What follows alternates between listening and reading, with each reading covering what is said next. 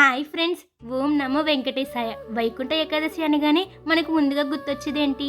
తిరుమల క్షేత్రం లేదా భద్రాచలం. ఆ పుణ్యక్షేత్రాలకు వెళ్ళి స్వామిని ఉత్తర ద్వారం గుండా దర్శించుకోవాలని అందరికీ ఉంటుంది. కానీ దూరం భారం వల్ల, రద్దీ వల్ల లేదా టికెట్లు దొరకపోవడం వల్ల చాలా మంది వెళ్ళలేకపోతున్నారు కదా. అలాంటి వారి కోసం మన తూర్పుగోదావరి జిల్లాలో వెలిసిన తూర్పు తిరుమలగా పేరుగాంచిన మన బలభద్రపురంలో తిరుమలలో ఎలాంటి వైభవం ఉంటుందో ఇక్కడ కూడా మన శ్రీదేవి భూదేవి సమేత శ్రీ ప్రసన్న వెంకటేశ్వర స్వామి ఆలయంలో అదే ఆధ్యాత్మిక అనుభూతి కలుగుతుంది. ఈ నెల 30వ తేదీన అంటే మంగళవారం ఇక్కడ కూడా అంగరంగ వైభవంగా వైకుంఠ ద్వారం ఏర్పాటు చేస్తున్నారు. సంవత్సరానికి 365 రోజులు ఉండొచ్చు, 24 ఏకాదశులు రావచ్చు. కానీ ఈ అనంతకోటి బ్రహ్మాండాలకి పవిత్రమైన రోజు ఒకటి ఉంది, అదే ముక్కోటి ఏకాదశి. అసలు ఈ రోజుకున్న గొప్పతనం ఏమిటో మీకు తెలుసా? సాధారణంగా మనం దేవుణ్ణి చూడడానికి గుడికి వెళ్తాం, కానీ ఈ ఒక్కరోజు మాత్రం సాక్షాత్తు ఆ శ్రీమన్నారాయణ వారే మన వైకుంఠాన్ని వదిలి భూలోకంలో ఉన్న భక్తుల కోసం కిందకి దిగి వచ్చే రోజు ఇది. ఆయనతో పాటు ముక్కోటి దేవతలు అంటే 3 కోట్ల మంది దేవతలు స్వామిని సేవించడానికి మన ఆలయంలోకి వస్తారని పురాణాలు చెబుతున్నాయి.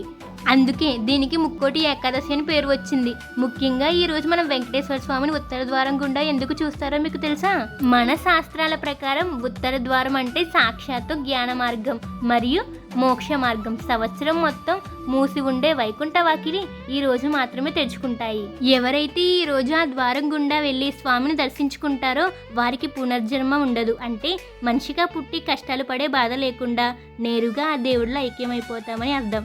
దీనినే వైకుంఠ ప్రాప్తి అని కూడా పిలుస్తారు. ఈ రోజున స్వామివారు రత్న కిరీటాలతో, వజ్ర వైడూర్యాలతో, శంకు చక్రాలతో సాక్షాత్తు ఆ వైకుంఠనాథుడిగా దర్శనమిస్తారు. ఆ రూపాన్ని ఒక్కసారి కళ్ళారా చూస్తే చాలు మనకున్న అప్పులు, బాధలు, అనారోగ్యాలు, కష్టాలన్నీ మంచిలా కరిగిపోతాయి.